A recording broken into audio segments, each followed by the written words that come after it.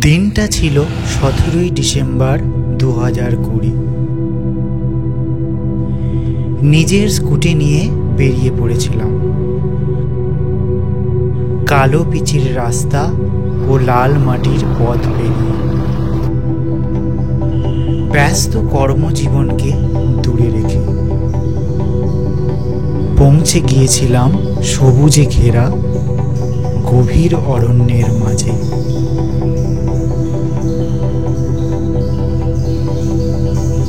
নিস্তব্ধ নিবিড় এক পরিবেশে, গ্রামীণ বাঁকুড়াতে। So no more wait guys, let's go Jaipur forest. সকাল 10টায় তারকেশ্বর থেকে আমরা আমাদের জার্নি শুরু করলাম। জয়কৃষ্ণ বাজার মোড় থেকে ডান দিকে মেকে আমরা তারকেশ্বর আরামবাগ রোড ধরলাম। তারকেশ্বর থেকে আরামবাগের দূরত্ব এই রোড ধরে প্রায় 29 কিলোমিটার। এখন সকাল 11টা বেজে 23 মিনিট এবং আমরা পৌঁছালাম আরামবাগ। অন্য দিনের তুলনায় আরামবাগের রাস্তায় কিন্তু আজ প্রচুর জ্যাম। আরামবাগ কালীপুর ব্রিজ পেরিয়ে ডান দিকে বেঁকে আমরা আরামবাগ বাঁকুড়া রোড ধরলাম। এখান থেকে জয়পুর ফরেস্টের দূরত্ব প্রায় 42 কিলোমিটার।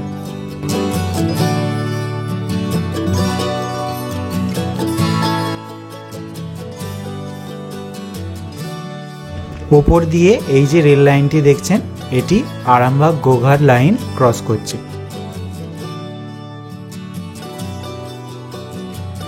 এখন 11:55 আমরা পৌঁছালাম ব্যাঙ্গাই। বাঁদিকে যে রোডটি চলে গিয়েছে সেটি ধরে যদি আপনি যান তাহলে আপনি পৌঁছে যাবেন রামকৃষ্ণদেবের জন্মস্থান কামারপুকুর এবং আমরা যাব সোজা। এখান থেকে জয়পুর ফরেস্টের দূরত্ব প্রায় 32 কিমি।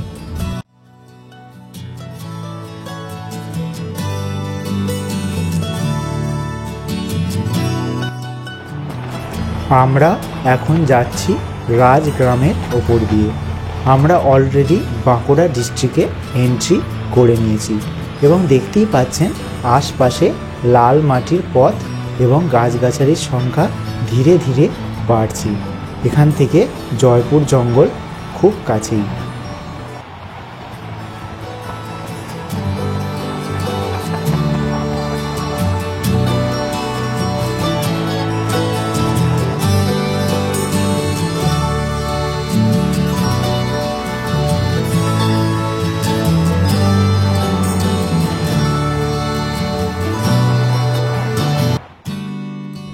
ডান দিকে দেখছেন জয়পুর ফরেস্ট রেঞ্জ অফিসারের অফিস। এখান থেকেই জয়পুর জঙ্গল স্টার্ট হচ্ছে এবং বাঁ দিকে কিছুটা এগিয়ে বনলতা রিসর্ট।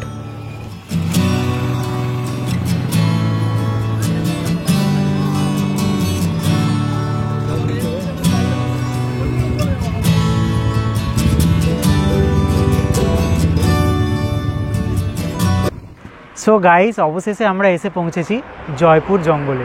এখান থেকেই মোটামুটি জয়পুর জঙ্গল স্টার্ট হচ্ছে এবং আমার ঠিক ডান দিকেই রয়েছে বনলতা রিসর্ট। আগে আমরা জয়পুর জঙ্গল ঘুরে আসব এবং তারপর আমরা এখানে এসে লাঞ্চ করব এবং টোটাল বনলতা রিসর্টটা আপনাদের ঘুরিয়ে দেখাবো। কিন্তু বনলতা রিসর্টের সেই ভিডিওটা আমার পরবর্তী ভিডিওতে আসবে, সেটি দেখতে ভুলবেন না। আর এখন আমরা যাব দ্বিতীয় বিশ্বযুদ্ধের সময় ব্রিটিশদের ব্যবহৃত জয়পুর ফরেস্ট এরোড্রোমে, স্থানীয়রা যেটাকে চাতাল বলে। সুতরাং আসুন আমার সাথে জয়পুর জঙ্গল এবং এখানকার স্থানীয়দের বলা সেই চাতালটা ঘুরে দেখুন। গভীর জঙ্গল ভেদ করে মাঝখান দিয়ে চলে গিয়েছে সুন্দর রাস্তা।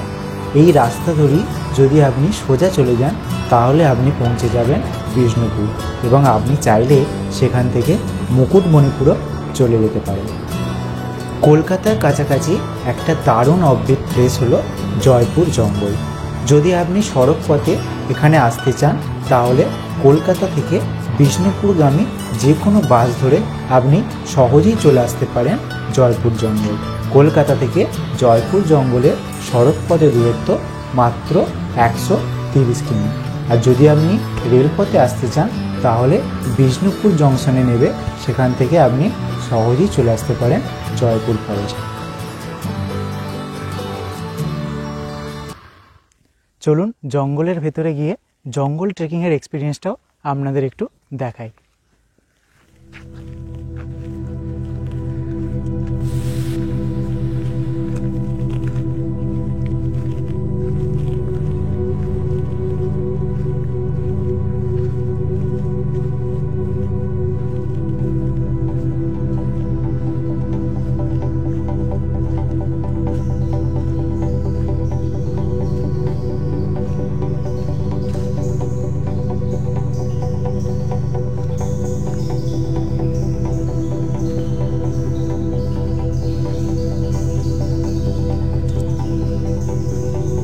Just look at the view.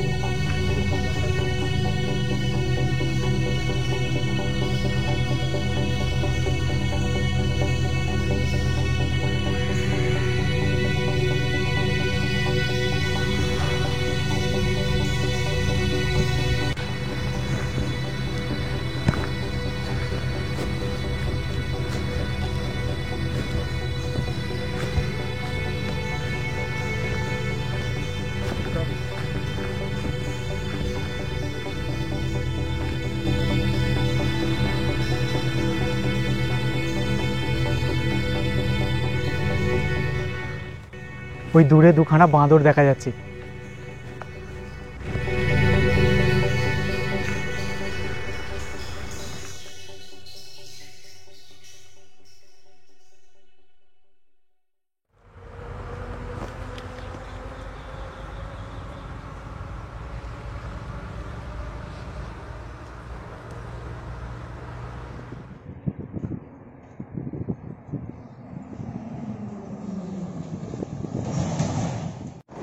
গভীর জঙ্গল ভেদ করে এবার আমরা এগিয়ে চললাম দ্বিতীয় বিশ্বযুদ্ধের সময় ব্রিটিশদের ব্যবহৃত সেই পরিত্যক্ত এয়ারপোর্টের পথে, যার দূরত্ব বনলতা রিসর্ট থেকে প্রায় 20 কিমি। চারপাশে বড় বড় গাছের সারি আর মাঝখান দিয়ে চলে গিয়েছে সুন্দর এই রাস্তা। যারা মোটো ব্লগিং পছন্দ করো তাদের জন্য একদিনের ট্যুরে এটি একটি স্বর্গরাজ্য।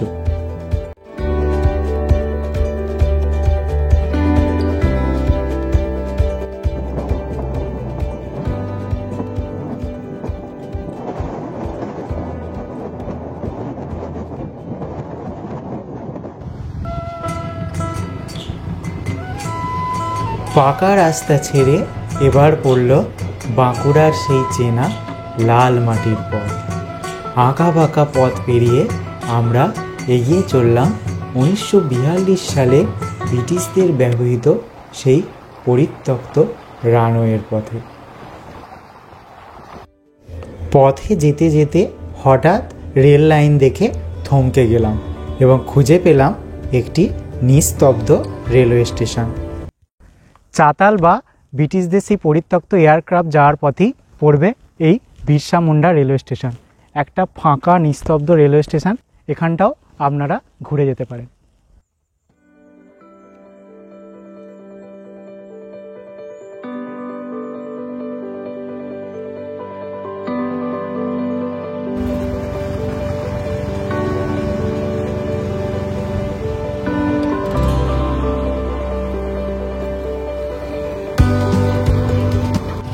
ডান দিকে যে বড় বড় ছাউনিগুলো দেখছেন এটি বন বিভাগের হাতিশালা।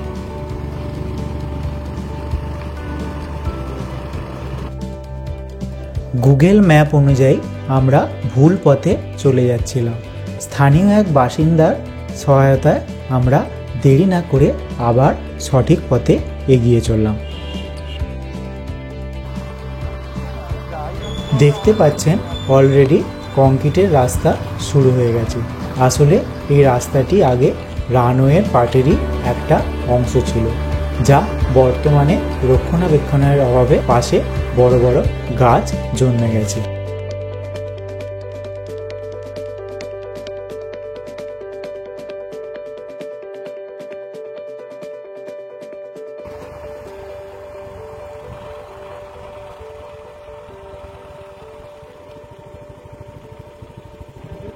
অবশেষে বহু পথ অতিক্রম করে আমরা এখন এসে হাজির হয়েছি সেই ব্রিটিশদের পরিত্যক্ত এয়ারপোর্টে।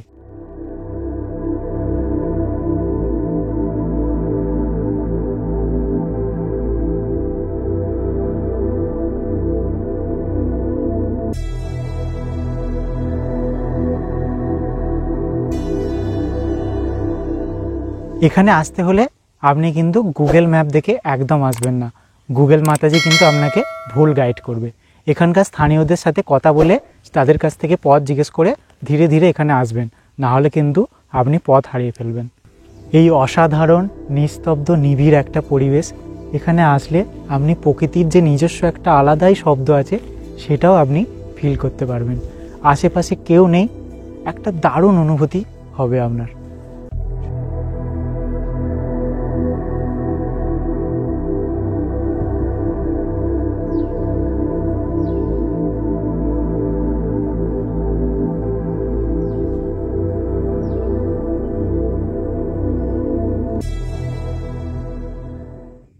রানওয়ের ঠিক পাশেই আমার পিছনে দেখতে পাচ্ছেন একটি ওয়াচ টাওয়ার রয়েছে। চলুন এই ওয়াচ টাওয়ারটিতে উঠে সেখান থেকে এখানকার জঙ্গলের দৃশ্যটা ঠিক কেমন লাগে সেটা আপনাদের দেখাই।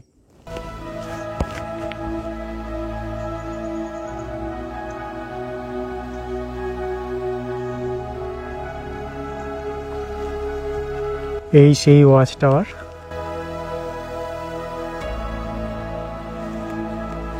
সিঁড়িগুলো প্রায় ভগ্নপ্রায়, তাও এটা দিয়ে উঠে আপনাদের দেখানোর চেষ্টা করছি।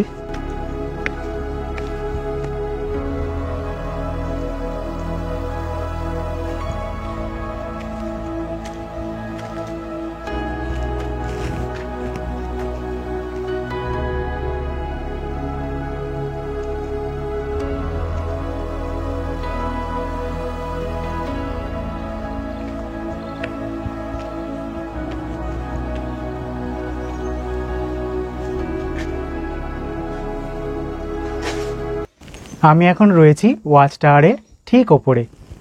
এখান থেকে জঙ্গলের দৃশ্যটা জাস্ট লক্ষ্য করুন।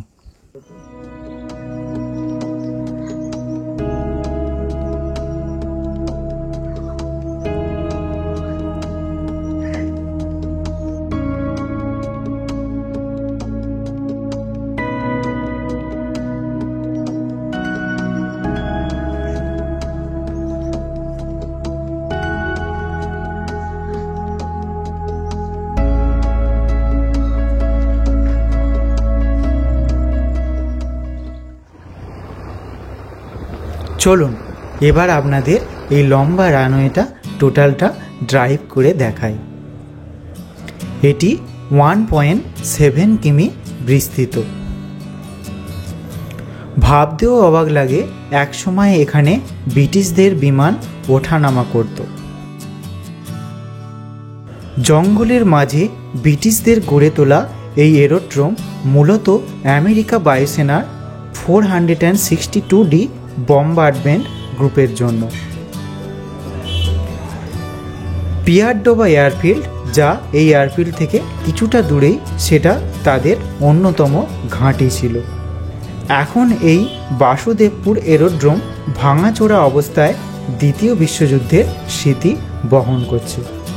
তাই একদিনের ট্রিপের জন্য অবশ্যই এটা আপনার একটা দারুণ ডেস্টিনেশন হতে চলেছে।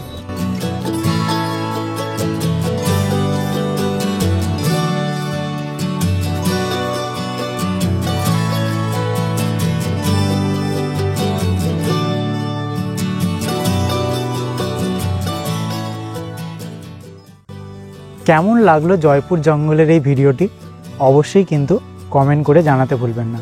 আর যদি ভিডিওটি ভালো লেগে থাকে তাহলে লাইক, শেয়ার এবং চ্যানেলটি অবশ্যই সাবস্ক্রাইব করবেন।